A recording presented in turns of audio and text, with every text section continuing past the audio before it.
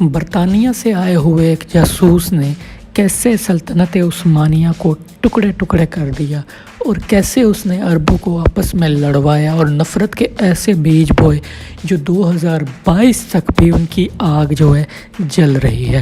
ہم آج بات کریں گے لارنس آف عربیہ کے بارے میں، جو بہت ہی شاطر، بہت ہی تیز اور بہت ہی چالاک انسان تھا، جس نے عربوں میں نفرت کے ایسے بیج بوئے اور اپنے ذہن میں عرب کنٹریز کا ایسا خاکہ بنایا کہ جو ملک اکثر آج بنے ہوئے ہیں یہ اسی کے دماغ میں تخلیق ہوئے تھے۔ لارنس آف عربیہ اپنے ماں باپ کی ناجائز اولاد تھا۔ اس کے باپ کے اپنی ملازمہ کے ساتھ ناجائز تعلقات تھے۔ جب ان تعلقات کا علم اس کی بیوی کو ہوا تو اس نے انہیں گھر چھوڑنے کا کہہ دیا۔ بدنامی سے بچنے کے لیے وہ خفیہ طور پر انگلینڈ کے ایک دوسرے حصے میں چلے گئے۔ وہاں ان کے 5 بچے پیدا ہوئے جو ناجائز تھے، اور ان میں ایک ناجائز بچہ لارنس آف عربیہ تھا۔ جوانی کے درمیان میں ہی اسے یہ پتہ چلا کہ وہ اپنے ماں باپ کی ناجائز اولاد ہے۔ یہ اسے اپنے باپ اور اس کے دوست کے درمیان ہونے والی گفتگو سے پتہ چلا، اور اس کے بعد اس کی فطرت میں اور دماغ میں ایسی نفسیاتی پیچیدگیاں پیدا ہوئیں کہ وہ گھر سے باہر رہنے لگا اور وہ ہم جنس پرستی کی طرف مائل ہو گیا۔ اسے قدیم اور تاریخی چیزوں میں بہت دلچسپی تھی، اسی وجہ سے اس نے آثار قدیمہ اور تاریخ میں ڈگری کی، اور اس کے بعد اپنی ذہانت کی وجہ سے وہ خفیہ طاقتوں کی نظر میں آ گیا، اور اس نے اپنا کافی سارا وقت شام اور بہت سارے عرب ممالک میں گزارا۔ 1909 میں وہ پہلی بار شام گیا۔ وہاں رہ کر اس نے عربی زبان سیکھی اور ہر لہجے کی عربی زبان اس نے سیکھی۔ کوئی بھی عربی اسے یہ نہیں کہہ سکتا تھا کہ یہ باہر سے آیا ہوا بندہ تھا۔ 4 سال اس نے وہاں قیام کیا، اور وہاں قیام کرنے کے بعد اس نے ترکوں اور عربوں کے درمیان نسلی تعصب اور مسلمانوں کے اندرونی جھگڑوں کے بارے میں سب کچھ پتہ لگا لیا تھا۔ اسے پتہ چل چکا تھا کہ مسلمانوں کے درمیان نسل اور فرقوں کو لے کر اتنی نفرت موجود ہے کہ انہیں بآسانی سے لڑوایا جا سکتا ہے۔ وہ عالمی خفیہ ایجنسیوں کا نمائندہ بن کر میڈل ایسٹ میں گیا۔ ترکی کی خلافت کو وہ توڑنا چاہتی تھی، دوسری طرف وہ اسرائیل کو قائم کرنے کے لیے حالات سازگار کرنا چاہتی تھی۔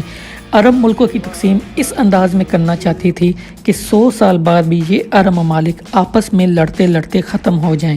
آپ کو دیکھ کر یہ حیرت ہوتی ہے، 100 سال پہلے جہاں سے خلافت نکالی گئی اسی علاقے سے داعش اٹھتی ہے اور ایک دفعہ پھر خلافت کا نعرہ بلند کرتی ہے۔ 2016 میں اسی علاقے سے داعش کو کھڑا کر دیا جاتا ہے۔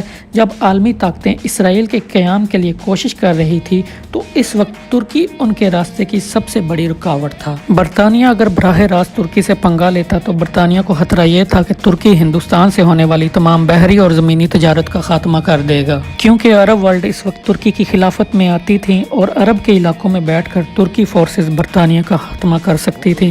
100 سال پہلے خفیہ طاقتوں نے جان لیا تھا کہ جب تک ترکی کی حکومت یہاں رہتی ہے تب تک یہ برطانیہ اور مستقبل کی سپر پاور اور امریکہ کے لیے یہ خطرہ بنا رہے گا۔ لہٰذا یہاں کی تقسیم کی ایسی پلاننگ کی گئی کہ یہاں کے لوگ آپس میں لڑتے رہیں اور کمزور ہوتے رہیں، اور یہ پلاننگ ان کی کامیاب ہو گئی۔ تو منصوبہ یہ بنایا گیا کہ انگریزوں اور ترکوں کے درمیان جو نفرت ہے اس کو مسلسل ہوا دیتے رہیں، اور اس کے لیے انہوں نے اپنے انگریز محققین اور دانشور وہاں بھیجے، جن کا کام صرف یہی ہوتا تھا کہ ترکوں اور عربوں کے درمیان میں نفرت جو ہے اس کو پیدا کرتے رہیں اور لگاتار ان کے بارے میں باتیں کر کر کے نفرت پیدا کرتے جائیں۔ عربوں کو یہ بتانا ہے کہ وہ تمام تر دنیا سے افضل ہیں، وہ عربی ہیں، اور تمام دنیا اجمی ہے، وہ ان سے کم تر ہے۔ خفیہ طاقتیں اور برطانیہ جو ہے ان دانشوروں کو عربسٹ کے نام سے یاد کرتی ہے۔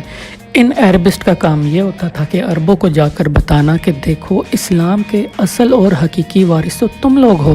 اسلام تو سب سے پہلے مکہ سے شروع ہوا اور مدینہ میں مکمل ہوا۔ تم لوگوں نے ہی پوری دنیا میں اسلام بنایا اور پھیلایا ہے۔ جب مکہ بھی تمہارا ہے، مدینہ بھی تمہارا ہے، سب سے پہلے اسلام بھی تم لوگوں نے قبول کیا ہے اور پوری دنیا میں اسلام بھی تم لوگوں نے پھیلایا ہے، تو خلافت بھی تمہارے پاس ہی ہونی چاہیے نا۔ یہ لوگ کون ہوتے ہیں جو تم لوگوں پر حکومت کر رہے ہیں؟ ان عربسٹ جو دانشور اور محققین تھے، ان کو یہ تمام پوائنٹس جو ہیں نکال کر لارنس آف عربیہ دیتا تھا۔ اس نے ایک ریسرچ پیپر بھی لکھا ہوا تھا جس میں اس نے 1300 سال پہلے کے وہ تمام باتیں لکھی ہوئی تھی جن وجہ سے مسلمان آپس میں لڑ چکے تھے۔ 2 سب سے میجر نقطے جو لارنس آف عربیہ نے اپنے ریسرچ پیپر میں زور دیا کہ ان نقطوں کے اوپر جو ہے مسلمانوں کو لڑانے کے لیے زور دیا جائے، اور وہ پہلا تھا नस्ल परस्ती और दूसरा था मुस्लिम अकायद के इख्तलाफात। लॉरेंस ऑफ अरेबिया की जब ये सारी प्लानिंग हो गई और अरब सरदार जब तुर्कों के खिलाफ लड़ने के लिए आमादा हो गए तो खुद लीड करते हुए लॉरेंस ऑफ अरेबिया ने तुर्की फौजों के दस्तों पर छापे मार कार्रवाइयाँ करनी शुरू कर दी। तुर्कों की सप्लाई लाइन काटने के लिए उसने अरबों के साथ मिलकर ट्रेन की पटरियों को धमाके के साथ उड़ाना शुरू कर दिया। इन धमाकों को दहशतगर्दी नहीं कहा जाता, बल्कि बरतानिया बड़े फख्र के साथ ये कहता है कि ये लॉरेंस ऑफ अरेबिया के कारनामे हैं और मुसलमान अपने दिफा में अगर जंग करें तो उन्हें ये फौरन दहशतगर्द कह देते हैं। तुर्की पहली जंग अजीम में जर्मनी का साथी था। रूस, बरतानिया और फ्रांस जर्मनी के खिलाफ लड़ रहे थे। अब जब लॉरेंस ऑफ अरेबिया अरबों को तुर्कों के साथ लड़वा रहा था तो पर्दे के पीछे बैठकर ये तीन मुल्क ये फैसला कर रहे थे कि तुर्की की हुकूमत तोड़ने के बाद कौन से मुल्क पर किसकी हुकूमत होगी। 1916 मई में साइक्स पाइकॉट माहिदा हुआ। इस खुफिया माहिदे की रूह से मौजूदा इराक, कुवैत, उर्दन और इसराइल के इलाके अंग्रेज़ों के हिस्से में आए, जबकि लबनान, शाम और शमाल मशरकी तुर्की फ्रांसीसियों को मिला, जबकि इस्तांबुल समेत सारा तुर्की रूस को मिल गया।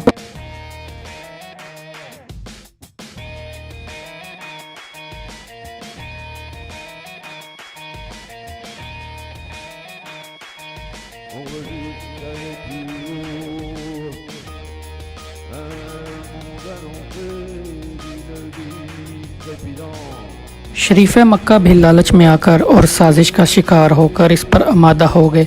इस तरह बरतानिया ने अपना एक भी फौजी भेजे बगैर अरबों ही की मदद से तुर्कों के खिलाफ फ़ौज तैयार कर ली। इस फ़ौज की क़यादत शरीफ मक्का का बेटा प्रिंस फैसल और लॉरेंस ऑफ अरेबिया कर रहे थे। जब पहली जंग अजीम इख्तिताम को पहुंची तो शरीफ मक्का को ठेंगा मिला। अरब का थोड़ा सा इलाका और उर्दन का थोड़ा सा इलाका उन्हें देकर टरखा दिया गया।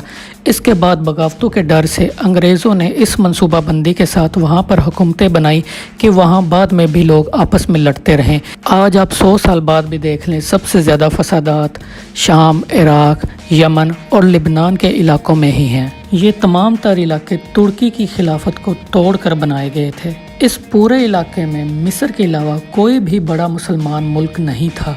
सब मुसलमान मुल्क यहाँ पर तुर्की की खिलाफत के टुकड़े टुकड़े कर कर बनाए गए। खिलाफत टूटने के बाद मुस्तफ़ा कमाल अतातुर्क आगे आया। उसने गैर मुल्कियों से जंग करके तुर्की को गैर मुल्कियों से आज़ाद करवाया और बाकी इलाके आज तक लड़ रहे हैं। यूँ एक अकेला लॉरेंस ऑफ अरेबिया मुसलमानों को आपस में लड़ाने में कामयाब रहा और उसने बड़े बड़े मुसलमान रियासतों के टुकड़े टुकड़े कर दिए। लॉरेंस ऑफ अरेबिया अपनी किताब में कहता है कि मैं अरबों के साथ मुखलिस था और मैं चाहता था कि यहाँ पर एक ही हुकूमत बने, जबकि कट्टर यहूदी ये कहते हैं कि लॉरेंस ऑफ अरेबिया हमारा सबसे बड़ा दोस्त था।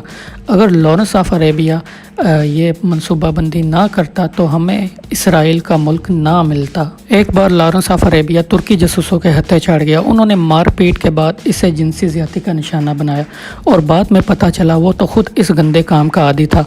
इसका एतराफ़ उसने अपनी किताब में भी किया है।